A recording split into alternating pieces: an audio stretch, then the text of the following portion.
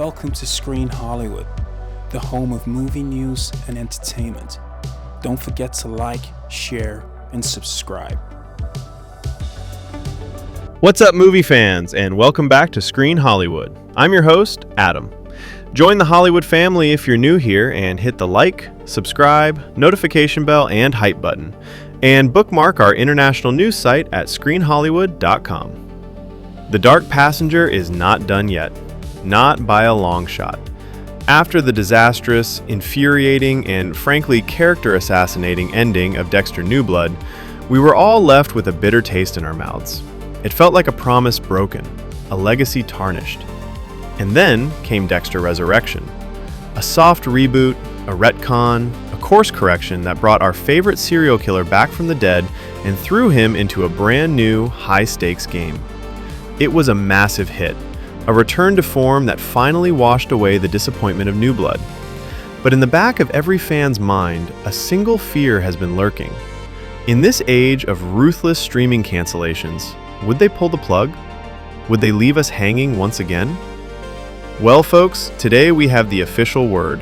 The writer's room is assembling, the blood slides are being prepped, and the story of Dexter Morgan is continuing. So today, we are going to break down the official confirmation of Season 2. We'll talk about the behind-the-scenes drama that made this possible, recap the brilliant chaos of Season 1, and dive into our exclusive inside scoop on why the next season is being planned as the most ambitious and biggest chapter in Dexter's story yet. Let's get the best news out of the way first. It is official. Paramount Plus has renewed Dexter Resurrection for a second season.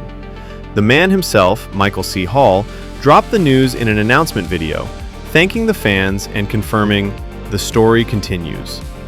And this isn't just a renewal, it's a statement of intent, backed by some massive numbers.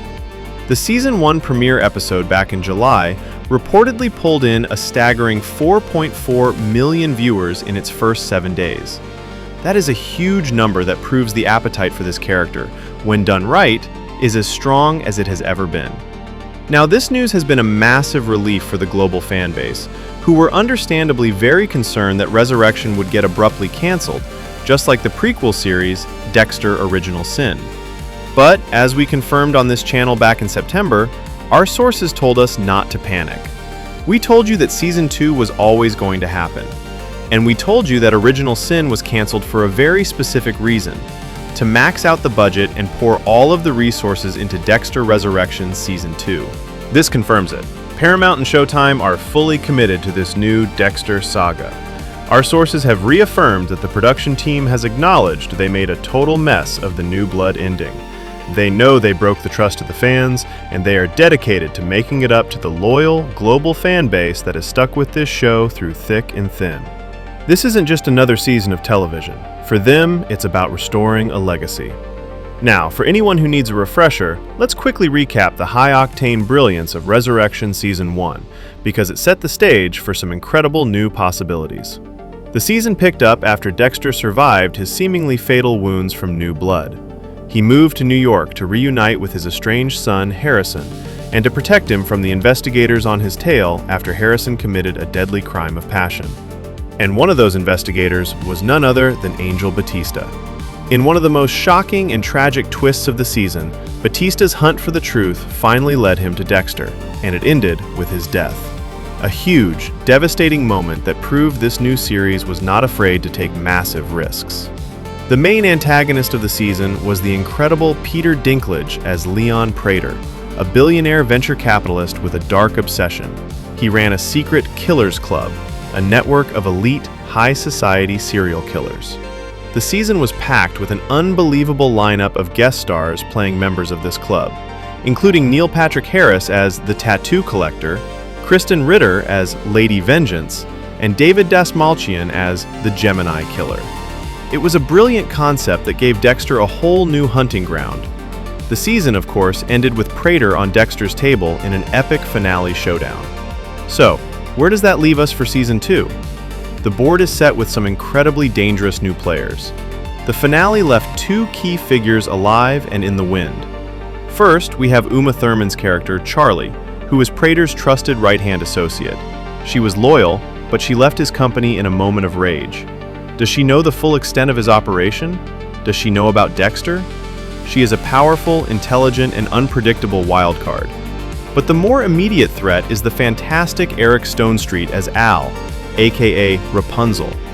He is the only other known surviving member of Prater's Killer Club. And as far as Al knows, Dexter was just Red, another member of their twisted little group. What happens when he finds out that Red was the one who took down their leader? What happens when this unhinged killer decides to hunt the hunter? This sets up a fantastic, personal, and incredibly dangerous cat and mouse game for Season 2. Of course, the core of the show will be the relationship between Dexter and Harrison. We can absolutely count on Michael C. Hall and Jack Alcott to return. And with Batista gone, and the threat level higher than ever, the question of Harrison's own dark passenger will be front and center. Will Dexter succeed in teaching him the code? Or will Harrison's own brand of justice prove to be even more chaotic and dangerous than his father's? And with Batista out of the picture, it opens the door for other original characters to step up. The first season saw cameo appearances from C.S. Lee as Masuka and Desmond Harrington as Joey Quinn. It is very possible, and I would argue very likely, that Quinn will be brought back in a much larger role for Season 2, perhaps taking over the investigation into Batista's death and becoming the new lawman obsessed with uncovering Dexter's secrets. And that brings me to our final, exclusive piece of information. Our sources have confirmed that the upcoming Season 2 is being planned as the most ambitious and biggest Dexter season yet. The Killer of the Week guest star model from Season 1 was a massive success, and they are looking to double down on that, promising even bigger A-list names for Dexter to hunt. But the main focus is on the overarching narrative. They are promising bigger twists and turns, more shocking deaths, and a level of nail-biting tension that will rival the glory days of the Trinity Killer season. The writers are being encouraged to take the gloves off and push the boundaries of what a Dexter story can be. This isn't just about resetting the status quo, it's about escalating it to a whole new level. This is the best possible news we could have hoped for.